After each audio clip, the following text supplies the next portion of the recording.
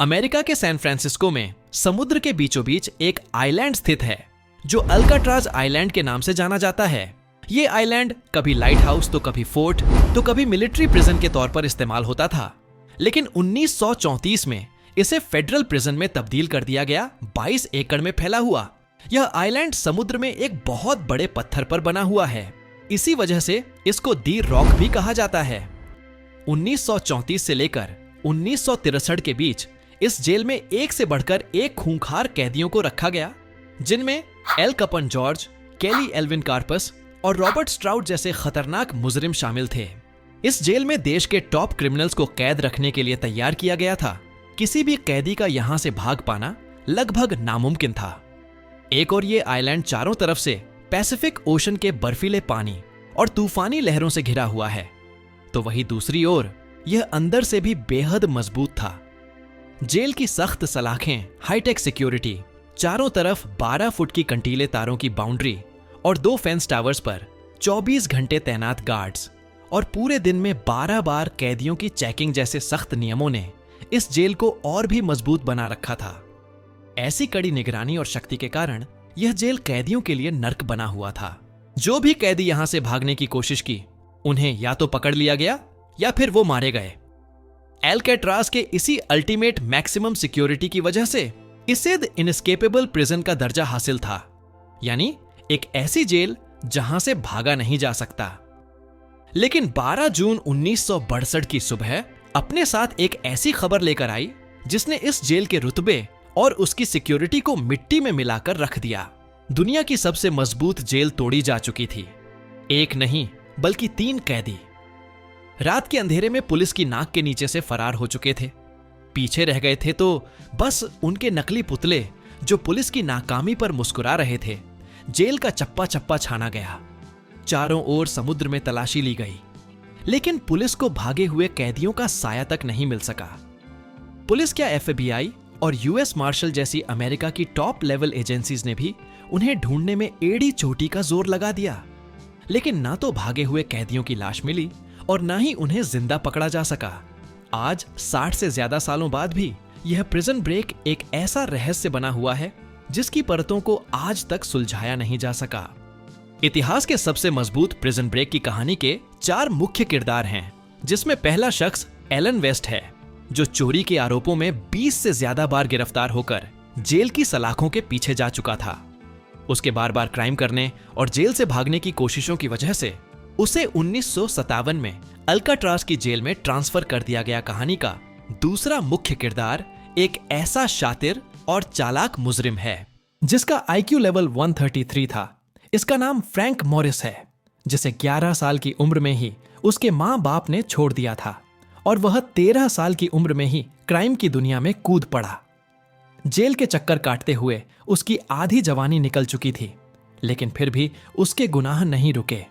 एक बार जब उसने एक बड़ी बैंक रॉबरी की तो उसे लुइजियाना स्टेट पेनिटेंशियरी में कैदी बना लिया गया, लेकिन यह शातिर मुजरिम कई जेलों की तरह वहां से भी भाग निकला, जिसके बाद उसे पकड़कर 14 साल की सजा काटने के लिए जनवरी 1960 में अमेरिका की सबसे खतरनाक जेल अल्काट्राज भेज दिया गया। इस कहानी के तीसरे और चौथे किरदार जॉन एंगलिन और क्लेरेंस एंगलिन है।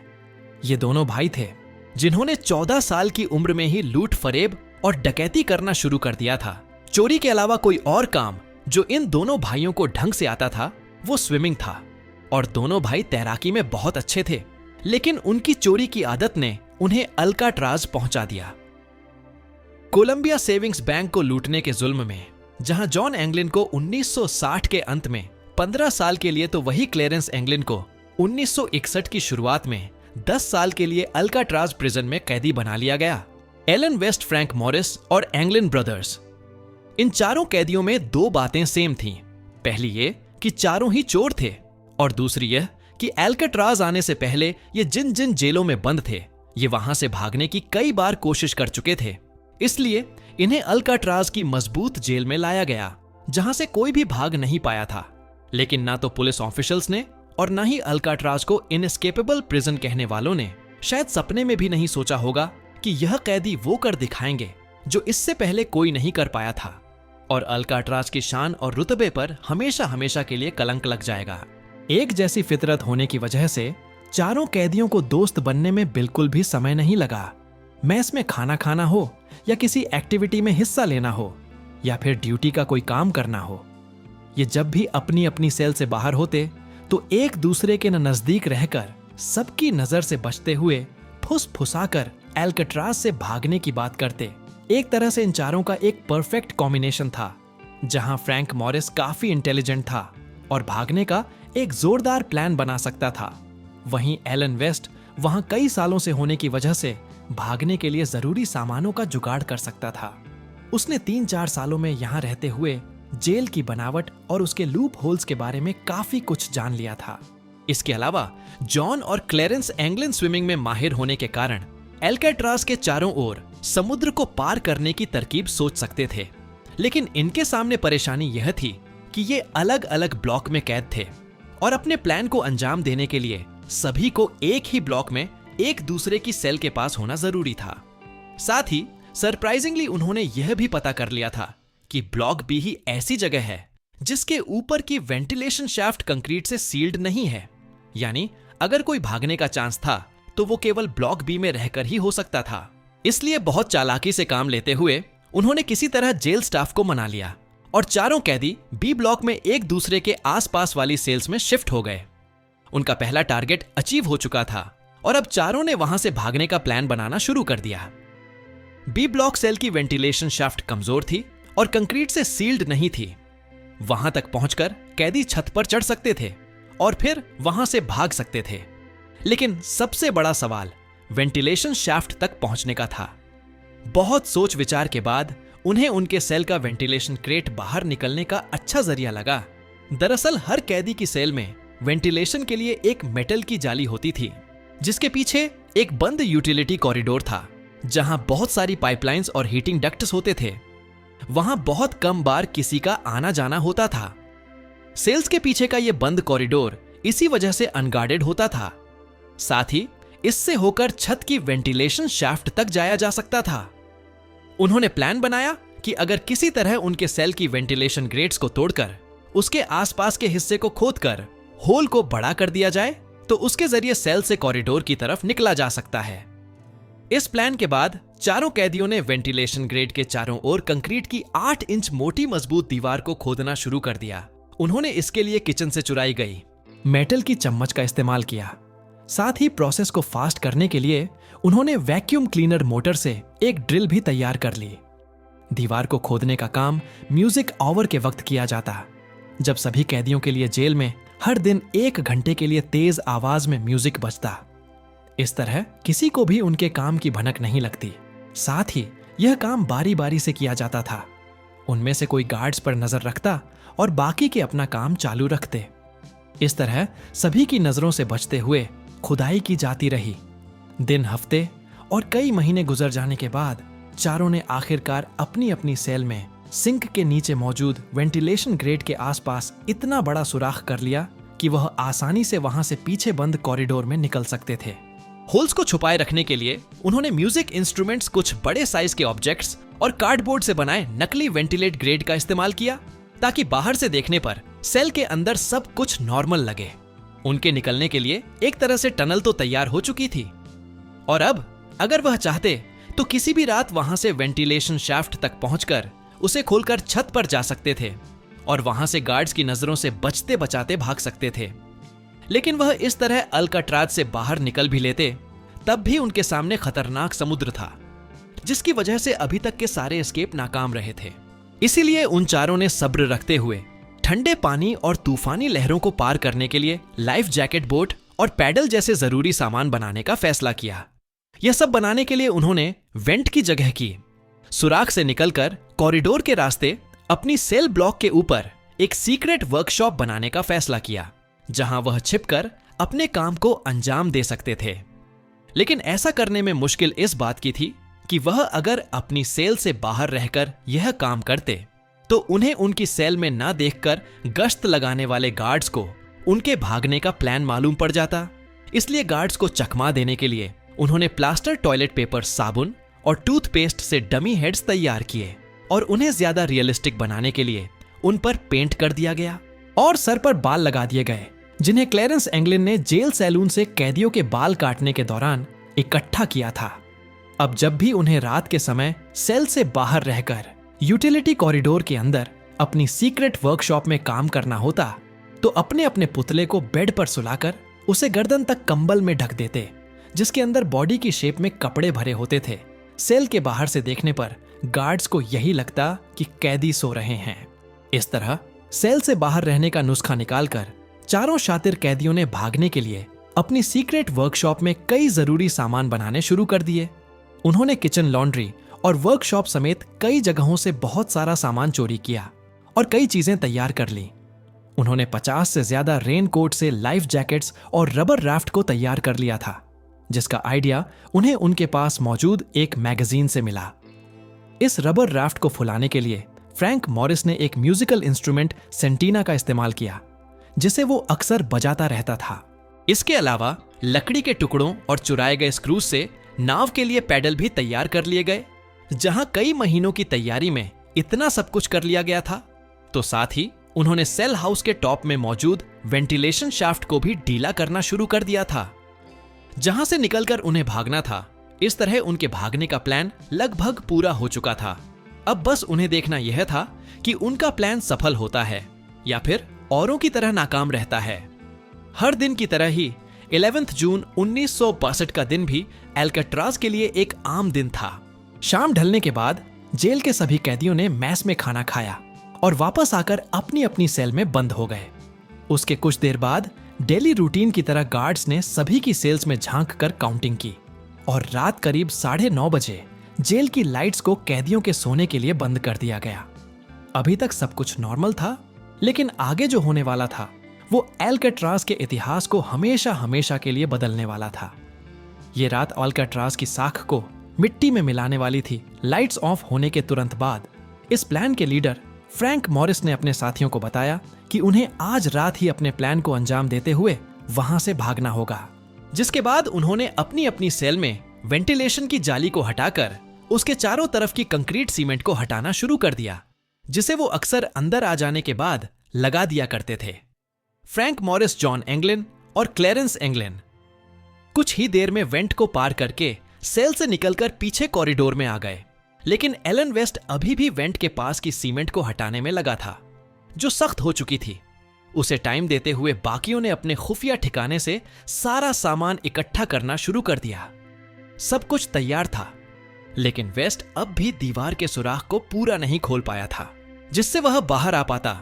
उसके साथियों ने दीवार की पिछली साइड से कुछ मदद करने की कोशिश की, लेकिन मानो आज किस्मत उनके दोस्त एलन वेस्ट के साथ नहीं थी। जब बहुत वक्त गुजर गया तो उन तीनों ने अपने साथी को पीछे छोड़ने का फैसला किया और आगे बढ़ गए। तीनों कैदियों ने सारा सामान लाद कर 30 फुट ऊंचे सेल हाउस रूफ तक पहुंचने के लिए उसमें लगी पाइपलाइंस का सहारा लिया और वेंटिलेशन शाफ्ट को खोलकर तीनों छत पर आ गए। इस समय चारों तरफ कोहरा और रात का सन्नाटा छाया हुआ था। जेल और टावर की लाइट्स के अलावा हर तरफ अंधेरा था। उन्होंने बड़ी ही सावधानी से बिना कोई आवाज किए 100 फीट की छत को पार किया और फिर जमीन तक लगे पाइप से लटकते हुए नीचे जमीन पर आ गए। वहां से उन्होंने वॉच टावर पर तैनात गार्ड्स की नजर से बचते हुए एल्काट्राज के चारों ओर लगी 12 फुट ऊंची कंटीली तारों की 2 फेंस को बहुत सावधानी से पार किया और पानी के एक ऐसे किनारे आ गए जो टावर लाइट्स की रेंज से बाहर था। इसके बाद उन्होंने रेन कोट से तैयार की गई राफ्ट को म्यूजिकल इंस्ट्रूमेंट कर्स एंटीना से फुलाकर उसे पानी में उतारा, लाइफ जैकेट्स पहनी और रात के अंधेरे और तेज लहरों को चीरते हुए दुनिया की सबसे मजबूत जेल एल्काट्राज से भाग निकले। पूरा एल्काट्राज अभी भी सोया हुआ था। जो गार्ड्स वहां पहरा दे रहे थे उन्हें भनक तक नहीं लगी थी कि उनकी नाक के नीचे से 3 कैदी फरार हो चुके हैं, लेकिन इस बीच एक शख्स था जिसके सीने पर कयामत गुजर रही थी। वो शख्स था एलन वेस्ट, जो कई घंटों की मशक्कत के बाद अपनी सेल से निकलने में सफल हो चुका था। लेकिन जब वह छत पर आया और उसने वहां से चारों तरफ झांक कर देखा तो उसे रियलाइज हुआ कि अब काफी देर हो चुकी थी और उसके साथ ही उसके बिना ही एल्काट्राज से भाग चुके थे। वह बहुत भारी दिल के साथ वापस अपनी सेल में लौट आया। 12 जून 1962 की सुबह का सूरज एल्काट्राज के लिए एक ऐसी खबर लाया जिसने पूरी अमेरिका को हिलाक रख दिया। सुबह जब जेल स्टाफ ने काउंटिंग के लिए सभी को इकट्ठा किया तो 3 कैदी गिनती में कम थे। गार्ड्स उनकी सेल की तरफ गए। उन्होंने बाहर से देखा कि तीनों कंबल में सो रहे हैं। उनके आवाज लगाने पर भी जब कोई हरकत नहीं हुई तो सेल को खोला गया। अंदर घुसकर गार्ड ने जैसे ही चिल्लाते हुए कैदी के सर पर डंडा मारा, सर धड़ाम से नीचे जमीन पर आ गिरा और उसकी नाक टूट गई। यह वही पुतले थे जो तीनों अपने अपने बेड पर छोड़ गए थे। इसके बाद कंबल हटाकर देखा गया तो कपड़े और तौलियां उसमें ठोसे हुए थे। सामने वेंट के पास जाकर ध्यान से इंस्पेक्शन करने पर गार्ड्स ने देखा कि दीवार में एक बड़ा सा सुराख था जो पीछे बंद यूटिलिटी कॉरिडोर की तरफ खुलता था। गार्ड्स उसके अंदर घुसे, जहां कुछ ही दूरी पर उन्हें कैदियों की सीक्रेट वर्कशॉप भी मिली और ऊपर वेंटिलेशन शाफ्ट से निकलकर छत पर उन्हें भागे हुए कैदियों के पैरों के निशान भी दिख गए। गार्ड्स को सारा माजरा समझ आ चुका था कि 3 कैदी जेल तोड़कर फरार हो चुके हैं। फौरन अलार्म्स बजाकर पूरे अल्काट्राज को लॉकडाउन कर दिया गया और जेल के कोने कोने में उन्हें ढूंढा जाने लगा। पुलिस के अलावा वहां FBI और आर्मी भी आ पहुंची और एक बड़े स्केल पर सर्च ऑन ऑपरेशन शुरू हो गया। अल्काट्राज के आसपास की जमीन और समुद्र सब कुछ खंगाल लिया गया, लेकिन भागे हुए कैदियों का कुछ पता नहीं चल सका। इस दौरान एलन वेस्ट को भी इन्वेस्टिगेट किया गया, जो शुरू से ही इस एस्केप प्लान का हिस्सा था। और सर्च करने पर उसके कमरे में भी गार्ड्स को उन तीनों की तरह डमी हेड मिला। एलन वेस्ट ने कन्फेस करने में जरा भी देर नहीं लगाई और उसने उनका सारा प्लान खोलकर रख दिया। उसके अकॉर्डिंग अल्काट्राज से निकलने के बाद उनका प्लान राफ्ट से नजदीकी एंजल आइलैंड तक पहुंचने का था और फिर वहां से रैकून स्ट्रेट को पार करके उन्हें मरीन काउंटी जाना था। इसके बाद उन्हें वहां से एक कार और कुछ कपड़े चोरी करने थे और फिर आगे की तरफ निकल जाना था। FBI को एक बार के लिए लगा कि एलन वेस्ट झूठ बोल रहा है, लेकिन जब एंजल आइलैंड के आसपास छानबीन की गई तो यह साबित हो गया कि वेस्ट ने जो भी बताया था वो सब सच था। एस्केप के 2 दिन बाद 14 जून को एंजल आइलैंड के साउथ कोस्ट से एक पेडल बरामद हुआ जो उन कैदियों का बनाया हुआ था। साथ ही उसी दिन एक छोटा रबर पैकेट भी मिला जिसमें एंगलिन भाइयों के फैमिली फोटोग्राफ्स और लेटर्स थे। इसके कुछ दिन बाद इन्वेस्टिगेटर्स को गोल्डन गेट ब्रिज के तट पर उनकी नाव का फटा हुआ एक टुकड़ा और अल्काट्राज से 50 यार्ड्स की दूरी पर एक फुली हुई लाइफ जैकेट मिली जो उन तीनों में से ही किसी की थी। कोस्ट गार्ड्स, पुलिस, FBI और आर्मी को यह सब कुछ मिला, लेकिन भागा हुआ एक भी कैदी नहीं मिल सका। इन मिली हुई चीजों, भागने वाली रात के खराब मौसम और अल्काट्राज के चारों तरफ के ठंडे पानी और तूफानी लहरों को ध्यान में रखते हुए यह निष्कर्ष निकाला गया कि तीनों अल्काट्राज से भागे तो थे, लेकिन वह समुद्र की तेज लहरों को पार नहीं कर पाए।